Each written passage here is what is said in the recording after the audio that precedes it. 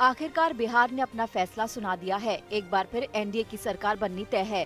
देर रात तक चले 243 सीटों के लिए हुई मतगणना में एनडीए को 125 सीटें मिल चुकी हैं। ये बहुमत के जादुई आंकड़े से 3 ज्यादा है। इस बहुमत के साथ ही सरकार बनने की तस्वीर साफ हो गई है।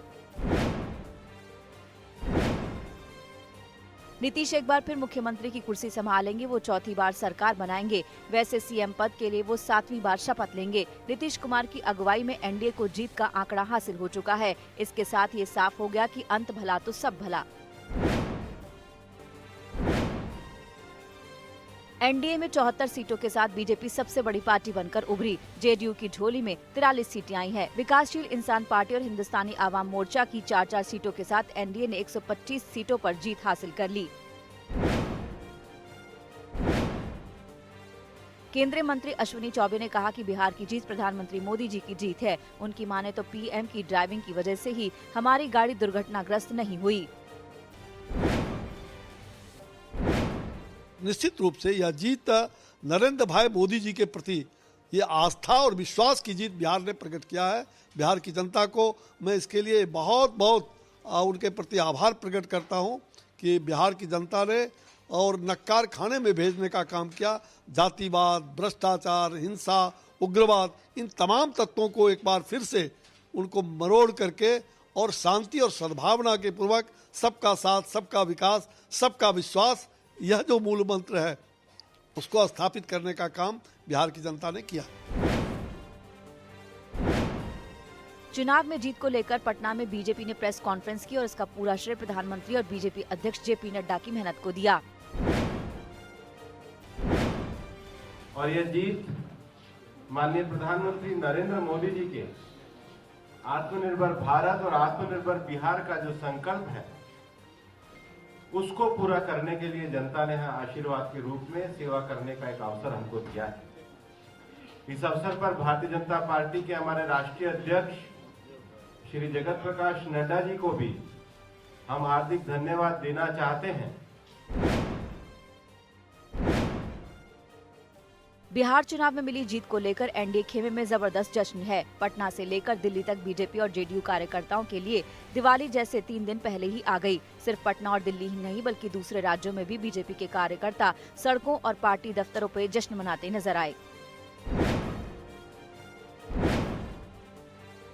एनडीए को बिहार में मिली जीत पर प्रधानमंत्री नरेंद्र मोदी ने ट्वीट कर फैसले का स्वागत किया। उन्होंने कहा कि बिहार ने दुनिया को लोकतंत्र का पहला पाठ पढ़ाया है। बिहार ने दुनिया को फिर बता दिया कि लोकतंत्र को मजबूत कैसे किया जाता है।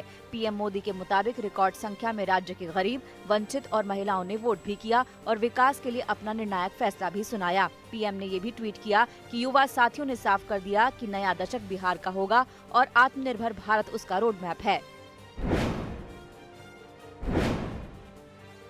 एग्जिट पोल के बाद से उत्साहित महागठबंधन को तगड़ा झटका लगा है। वो बहुमत के जादुई आंकड़े तक नहीं पहुंच पाया। महागठबंधन का आंकड़ा 110 पर आकर सिमट गया। आरजेडी को 75 सीटें मिली हैं, जबकि सहयोगी कांग्रेस के खाते में 19 और वामपंथी पार्टियों को 16 सीटें मिली हैं।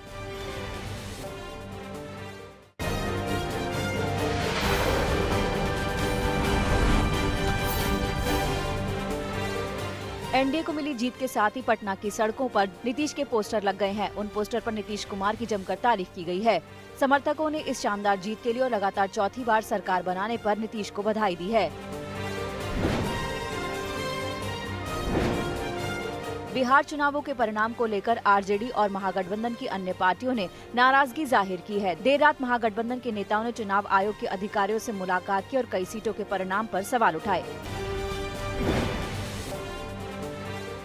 माननीय चुनाव आयोग को कहा हमने कि साख और गरिमा आपकी है, स्थानीय प्रशासन आपकी गरिमा को ठेस न पहुंचाए, ये आपको इंश्योर करना है। कमीशन से क्या नहीं, उन्होंने कहा कि सीट टू सीट जो आपका कंप्लेन है हम उसकी जांच करें।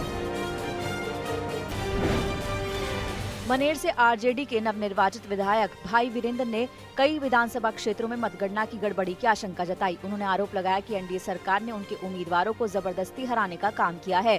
बिहार तक के साथ बातचीत में उन्होंने चुनाव आयोग से निष्पक्ष जांच की मांग की है। निश्चित रूप से सरकार एनडीए हमारे दल के लोगों को कहीं 42 वोट से, कहीं 13 वोट से, कहीं 8 वोट से, कहीं 100 वोट से, कहीं 200 वोट से जो जबरदस्ती हराने का काम किया है। और चुनाव आयोग से मैं मांग करता हूं, इसकी जांच होनी चाहिए।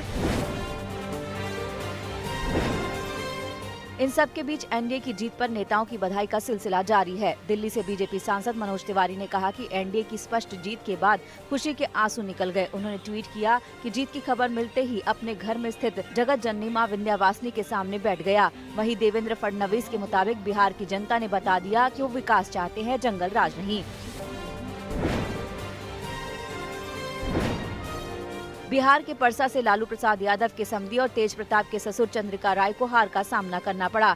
इस बार वो जेडीयू के टिकट पर चुनाव लड़ रहे थे। उन्हें आरजेडी उम्मीदवार और पूर्व विधायक छोटेलाल राय ने शिकस्त दी है। इस बार सारण से 10 विधानसभा सीटों पर आरजेडी और सीपीआई एमएल ने मिलकर 7 सीटों पर कब्जा जमाया है, तो बीजेपी ने 3 सीटों पर जीत हासिल की है। जेडीयू का खाता भी नहीं खुल पाया।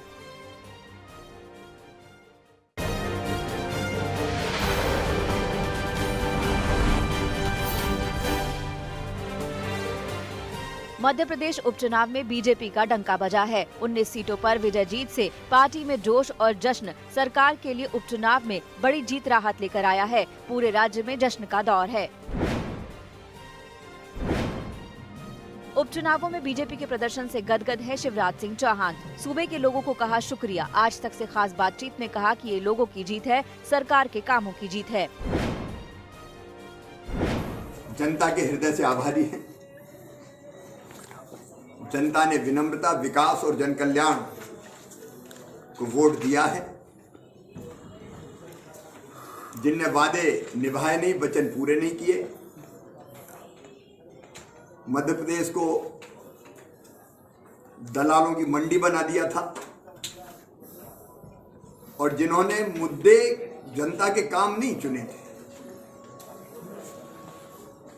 नालायक, नंगे भूखे आइटम जैसे शब्दों का इस्तेमाल किया, जनता ने उन्हें पराजित किया। ये सच्चाई की जीत है, सेवा की जीत है, ईमानदारी और कर्तव्य निष्ठा की जीत है, विकास की जीत है, जन कल्याण की जीत है, जनता की जीत है।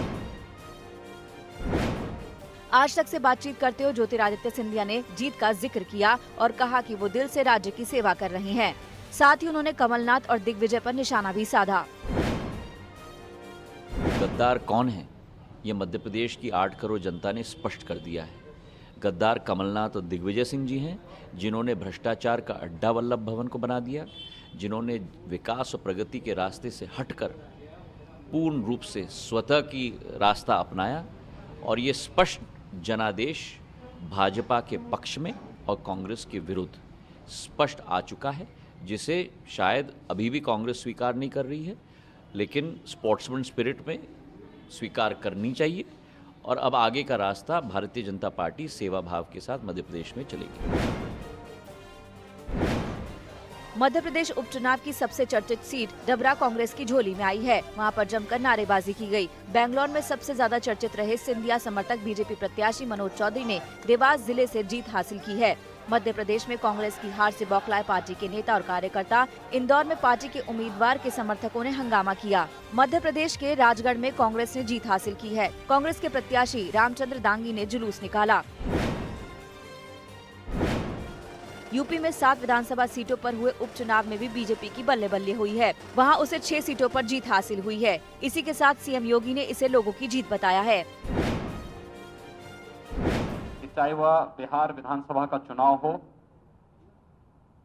या देश के अंदर विभिन्न राज्यों के उपचुनाव, मोदी है तो मुमकिन है, इस कहावत को इस देश की जनता जनार्दन ने एक बार फिर से चरितार्थ किया है। गांव, गरीब, किसान, नौजवान, महिलाएं और समाज के विभिन्न तबकों के हितों के लिए जो कार्य किया, यह बिहार विधानसभा के चुनाव के साथ ही देश के विभिन्न राज्यों का उपचुनाव पर जनता की ये मोहर है। गुजरात उपचुनाव में भी बीजेपी का डंका बजा है। सभी 8 सीटों पर जीत के साथ ही कार्यकर्ताओं में जोश है। पार्टी ने इसे लोगों की विजय बताया। तो उधर मणिपुर के उपचुनाव में भी बीजेपी के लिए अच्छी खबर है। यहाँ 5 में से 4 सीटों पर उसे जीत मिली है।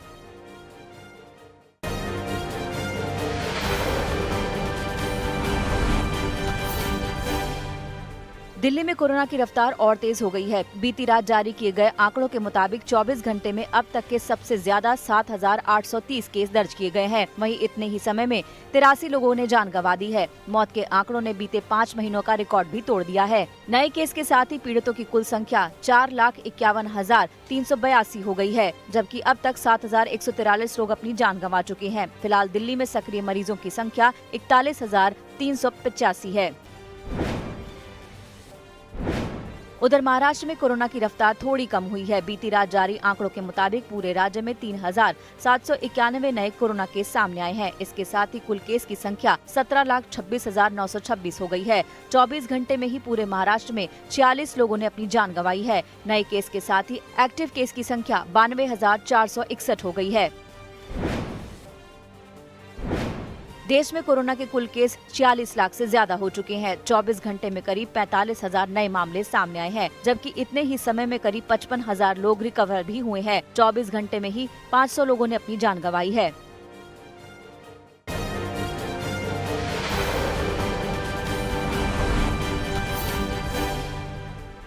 यूपी के हमीरपुर में एक शख्स की हत्या कर दी गई। आरोप उसकी पत्नी पर लगा है। बताया जा रहा है कि आरोपी महिला खुद थाने पहुंची और पुलिस को गुमराह करते हुए पति और सास ससुर पर मारपीट करने का आरोप लगाते हुए शिकायत दर्ज कराई। लेकिन पुलिस ने तफ्तीश शुरू की तो सारी सच्चाई सामने आ गई। बंद कमरे में लाश पड़ी थी। उसे लेकर जब पुलिस ने पूछताछ शुरू की तो आरोपी महिला ने अपनी वारदात को कबूल कर लिया। पुलिस ने उसे हिरासत में ले लिया है। रायबरेली में दिवाली से पहले 16 टन अवैध पटाखे बरामद किए गए हैं। मुखबिर से खबर मिलते ही पुलिस ने ये कार्रवाई की और बंद पड़े मकान में छापा मारा। उसी मकान से पटाखों का जखीरा बरामद किया गया। करोड़ों की कीमत वाले पटाखों की खेप के साथ ही पुलिस ने मौके पर से एक युवक को भी गिरफ्तार किया है। सिलीगुड़ी में 3 टुकड़ों में एक महिला की लाश मिलने से सनसनी फैल गई। खबर मिलते ही पुलिस की टीम मौके पर पहुंची और पड़ताल शुरू कर दी गई। लाश को तुरंत पोस्टमार्टम के लिए भेजा गया। मृतक की पहचान हो गई है। रीता दास नाम की वो महिला उसी इलाके की रहने वाली थी। वो चाय बागान में काम करती थी।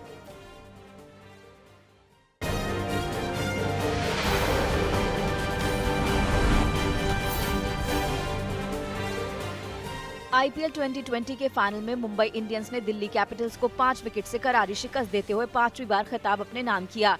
श्रेयस अय्यर की टीम पहली बार चैंपियंस बनने के लिए उतरी थी, लेकिन सफलता नहीं मिली। दिल्ली ने मुंबई के सामने 157 रनों का लक्ष्य रखा। इसे मुंबई ने 8.4 ओवर में 5 विकेट के नुकसान पर बनाकर हासिल करते हुए इतिहास रच दिया। मुंबई की ओर से कप्तान रोहित शर्मा ने 51 गेंदों पर 66 रनों की पारी खेली।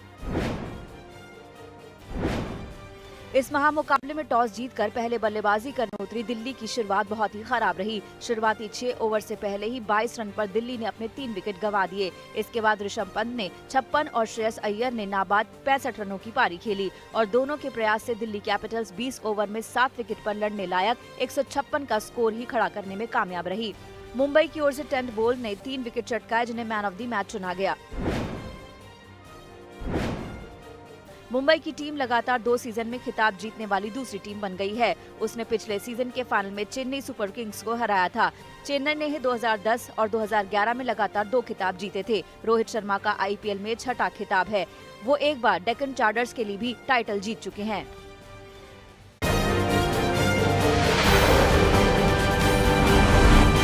नमस्कार, मैं हूं अंजना ओम कश्यप। हमें उम्मीद है ये वीडियो आपको पसंद आया होगा। लेटेस्ट खबरों के लिए यूं ही देखते रहिए आज तक और इस वीडियो के पसंद आने पर लाइक, शेयर एंड सब्सक्राइब करना ना भूलें।